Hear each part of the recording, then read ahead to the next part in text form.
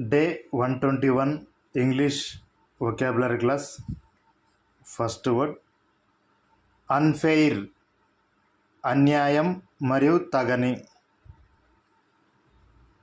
అన్ఫెయిర్లీ, అన్యాయంగా.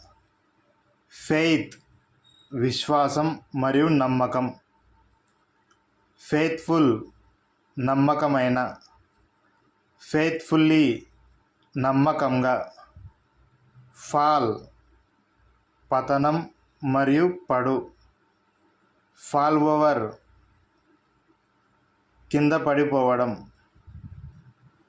ఫాల్స్, తప్పుడు మరియు అబద్ధమైన.